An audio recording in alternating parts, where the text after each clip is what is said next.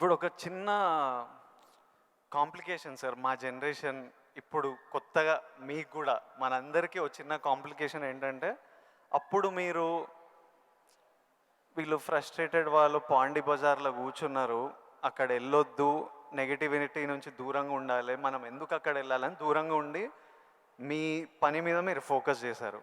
ఇప్పుడు ఇంటర్నెట్ వచ్చేసరికి మనం ఎక్కడ పోవక్కర్లే. మనం పాండీ బజార్ వెళ్ళకపోయినా వాళ్ళు ప్రతి దగ్గర చుట్టుపక్కల అందరికి ఉంటారు.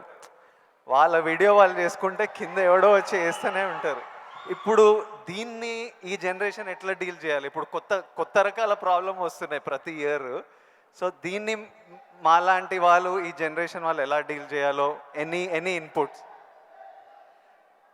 ఆ రోజుల్లో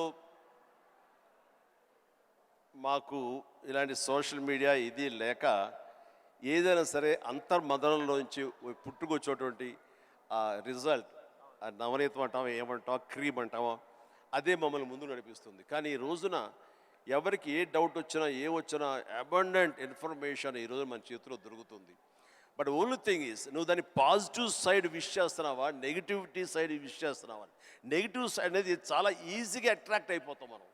అది ఎగ్జైట్మెంట్ ఇచ్చేస్తుంటుంది అండ్ ఎక్కడ లేనటువంటి హుషారుని ఇచ్చేస్తుంటుంది. అది అలా కాదు, ఇది హుషారు ఇవ్వకపోవచ్చు, బట్ ఇది జీవితాన్ని ఇస్తుంది. రెండిట్లో ఏది కావాలి నువ్వు కోరుకోవాలి. కోరుకుంటే రెండింటికి సంబంధించిన ఇన్ఫర్మేషన్ ఫుల్లెస్ట్గా నీ చేతుల్లో ఉంటుంది. ఎప్పుడు ఏ డౌట్ వచ్చా సరే ఇంకో గురువుని ఎవరు అడగక్కర్లేదు, జస్ట్ నీ ఫింగర్ టిప్స్లో నీకు ఉంటుంది.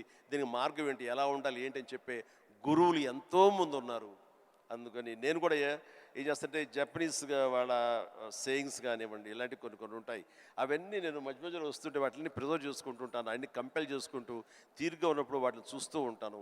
అవి 1-2 సార్లు నేను ఓన్ చూసుకుంటుంటే నా క్యారెక్టర్ అది హెల్ప్ అవుతాయి అనుకుంటాను. అలాగా ఈరోజు నిజంగా బోల్డ్ అంత ఇన్ఫర్మేషన్ ఉంది. అండ్ సీక్రెట్ అనే ఒక బుక్ నేను ఒక 20 ఏళ్ల క్రితం చదివాను. అది నా ఎంత ఇన్ఫ్లుయెన్స్ చేసింది, ఎంత ఉపయోగపడింది నాకంటే అంత ఇంత కాదు. అట్లాగే డే టు డే లైఫ్లో నేను ఎలా ఉండాలి అంటంలో డోంట్ స్వెట్ స్మాల్ స్టఫ్ అనే ఒక బుక్ ఒకటి ఉంది.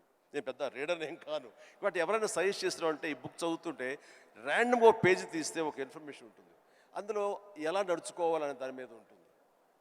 మన పని వాళ్ళ మీద మనకు చాలా కోపం వచ్చేస్తుంది, మన వర్కర్స్ మీద.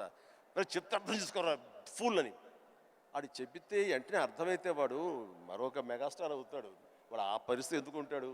తన స్థాయి, తన ఐక్యూ అలాగే ఉంటుంది కాబట్టి వాడికి నువ్వు అడ్జస్ట్ అవ్వాలి. So better try to live with the imperfection అన్నాడు. అది నీకు హాయిని చేకూరుస్తుంది. వాడికి ఇంపర్ఫెక్షనే కాబట్టి ఓపిక ఇంకోసారి చెప్పుకో, అర్థమయ్యేలాగా ఇంకోసారి చెప్పుకో. అంతేగాని అది మన మనసులో అనుకున్నామో లేదో, మన నోటు దాటిందో లేదో బ్రహ్మాండంగా అర్థం చేసుకోవడానికి వాడేమి నీ లెవెల్ ఆఫ్ ఐక్యూ కాదు కాబట్టి నీ దగ్గర పనిచేస్తున్నాడు. సో అట్లాగా ప్రతి నా రొటీన్ లైఫ్లో నన్ను నేను చక్కగా నా జీవితం తీర్చిదిద్దుకోవడానికి ఈరోజు మీరన్న ఇన్ఫర్మేషన్ సోషల్ మీడియా నాకు ఉపయోగపడుతుంది.